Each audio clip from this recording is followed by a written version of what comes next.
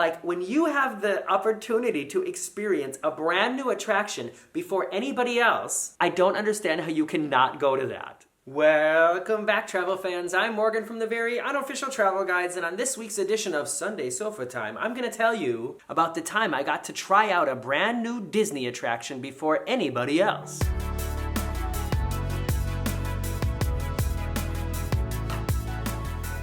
It is the first weekend of June 2019. I can't believe that half of the year has gone by already. I mean, basically half. Like, if any of you out there had goals, things you wanted to accomplish this year, it's time to get moving. I had and I have the goal to make a video twice a week, every Friday and every Sunday, and you know, it's still going strong. I'm still making it happen. High five from me.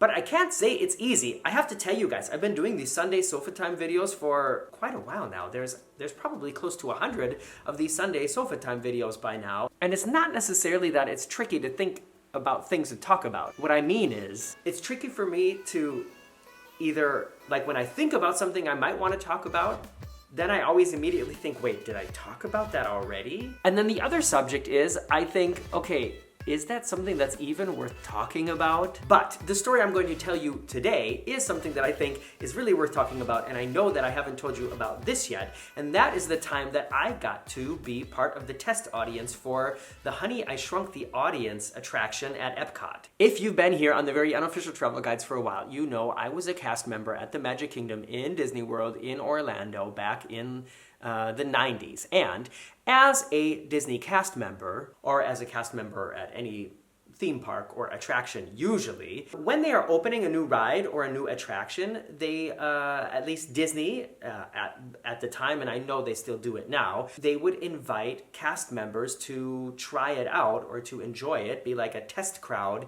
in advance before anybody from the public got to do it. And there's a couple reasons why they do that, and of course I'm going to tell you them right now. The first reason is, there are certain things about attractions, especially story-based attractions like all of the Disney attractions are. There are certain things about them that you don't really know how it's going to work or if it's going to work until you actually run it in a show situation, in a guest situation. That's also a reason why a lot of Broadway shows do what's called an out-of-town tryout. They'll rehearse the show in some form and then they will take it outside of New York to try it in some other city so that they can fix it, see how the audiences react before they bring it to Broadway where it really counts. In a way, that's what these cast member previews or invited audiences are also like for Disney attractions. The Imagineers, the people who created the rides, who work on it, they have this idea, it looks great on paper, but until there's actually guests sitting in the seats or riding the rides or, you know, flipping the switches or whatever, it's hard to know if it's going to really work like it's planned to work. So that's one reason why they do cast member previews. Another reason is, as with any attraction, there's going to be cast members who need to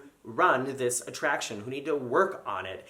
And they need to, of course, practice running it with, with test guests that don't count before the real guests get there, the people who have paid money to be there and experience this. So those are the two main reasons, I would say, why they do these things. Well, and another thing is, it's just fun. You know, it's a fun thing to offer the employees, the cast members, and it's a cool thing to be a part of. And I'm really glad that I was a part of this. Honey, I Shrunk the Audience doesn't exist at Epcot anymore, but I think a lot of you probably got to experience it. It is, or it was, in the theater that is attached to Journey into Imagination or Imagination Institute or whatever you want to call it. That theater next to it, that was where Honey, I Shrunk the Audience was. And originally in there was Michael Jackson's Captain EO. Hooter! Like this video if you loved Captain EO. When I was working at Disney, Captain EO had been closed for a while and it had already been announced that Honey, I Shrunk the Audience would be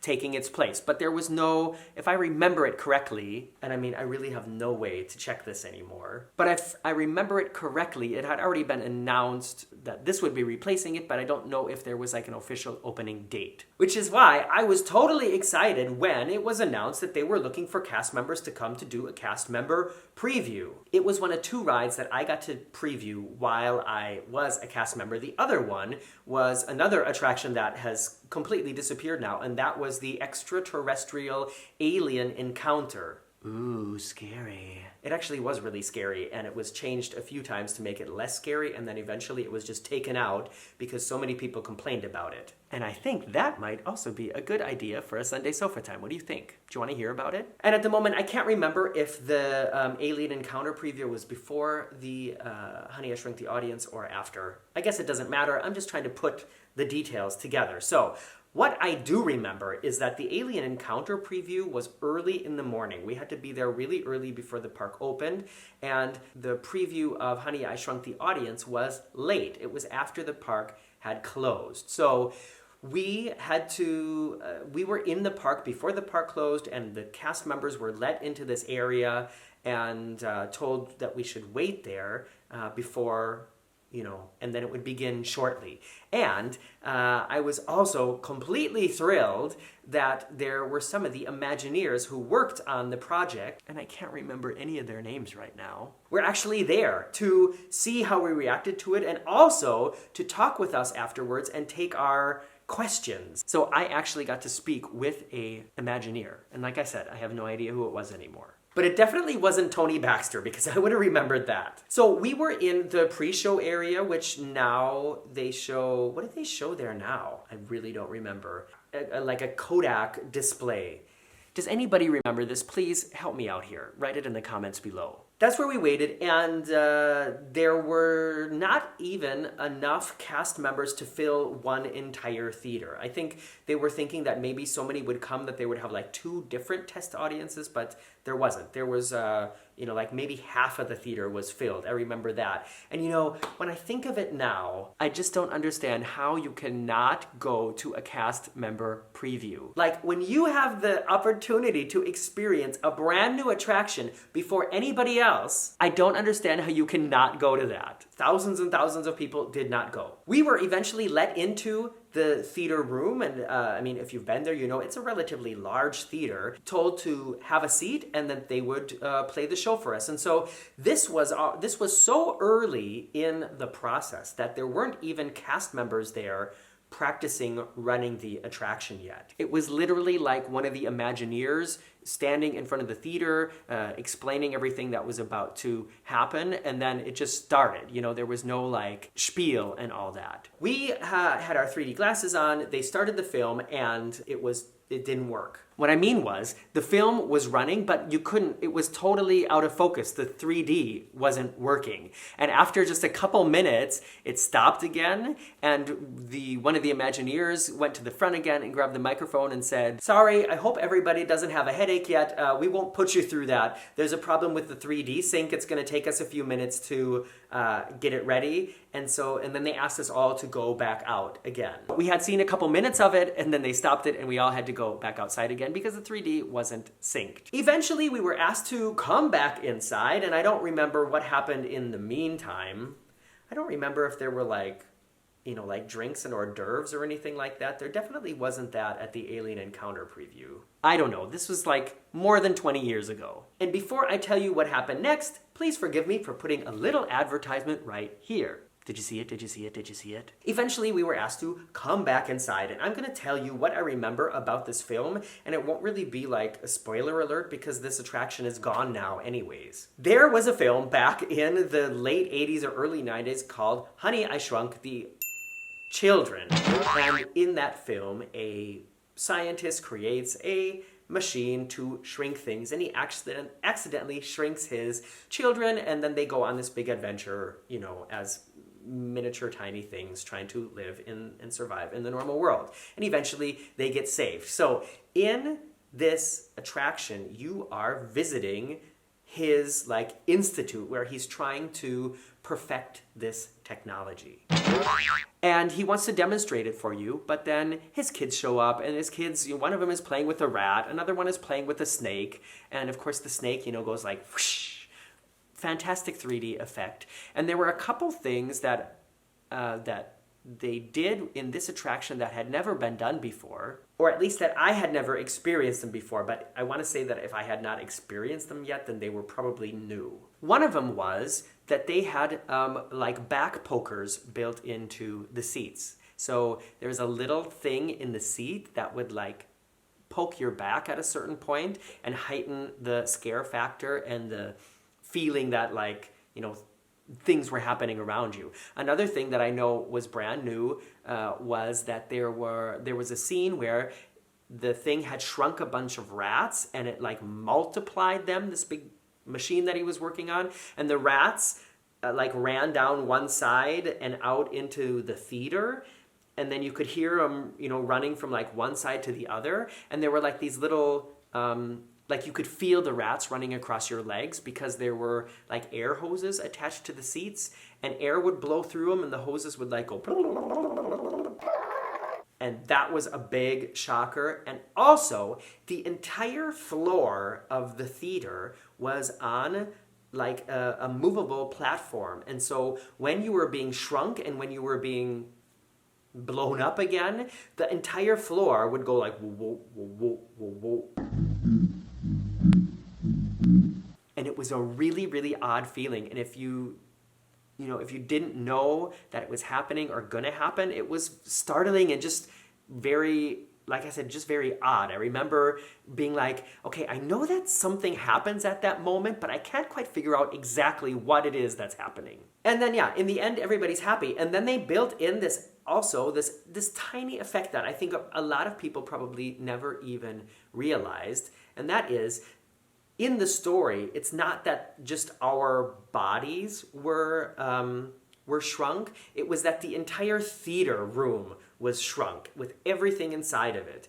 And in the end, now I'm remembering even more of it. At one point, like the toddler in the family picks up the entire theater and shows it like to a mirror so you could like see yourself in miniature in that theater. And eventually, somebody comes, I don't know if it's a professor comes or whatever, and picks it up and puts it back down. And that's part of the story, right? And that's relevant for the end because then the professor eventually blows it back up, but it wasn't put back in the exact same place. So when you went to exit the theater, the doors didn't line up. Isn't that clever? Like I said, it's something that was never like specifically mentioned. And if you didn't think about it, you might not even realize it. But it was just like the extra little part of telling the story that I think makes Disney attractions so special. After we got to see it 2 or 3 times, I think people started leaving and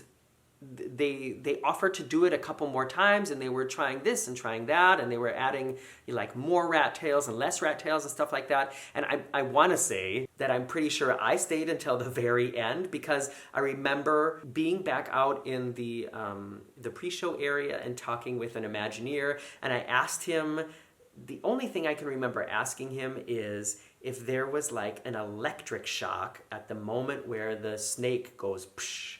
Because even though I knew it was coming, every single time it came, my body involuntarily went. And so I thought there was some kind of like electric shock or something in the chair that like, I don't know, sent out an involuntary muscle response. And the Imagineer laughed and he's like, no, we would never be able to shock guests. And then he said, but it is a good idea. So that was my conversation with an Imagineer back then at the cast preview of Honey, I Shrunk the Audience. That's all I can remember about it now, but if any of you happen to be there, please get in touch with me. Write it in the comments below. And if you got to experience that attraction, talk about it in the comments as well. And now comes the time on Sunday Sofa Time where I comment on your comments live on air.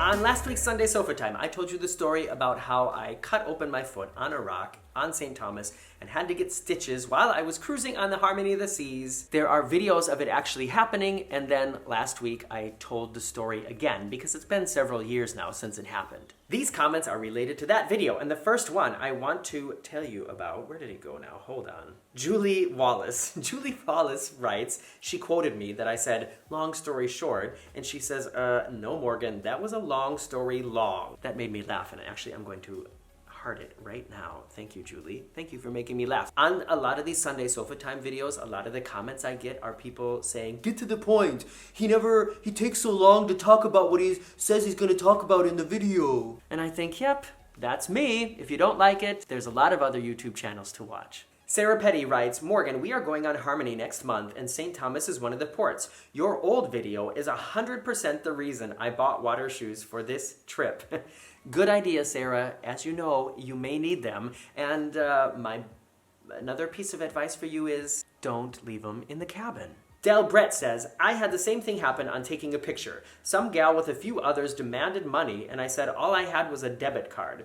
She wanted me to debit her some money since they had a business there. I finally just had to say F you and walk off. I looked back once and she was still looking, so I had to fly the bird, LOL. You have to do it sometimes since others were taking pictures also. What he's referring to is when we got to the beach where we were going, there was a woman who came out at the beach and collected like our entrance money to get into the beach property. And I was filming as it was happening and she kind of freaked out on me because she thought I was just taking a picture of her without asking. And apparently this happened to Del Brett as well.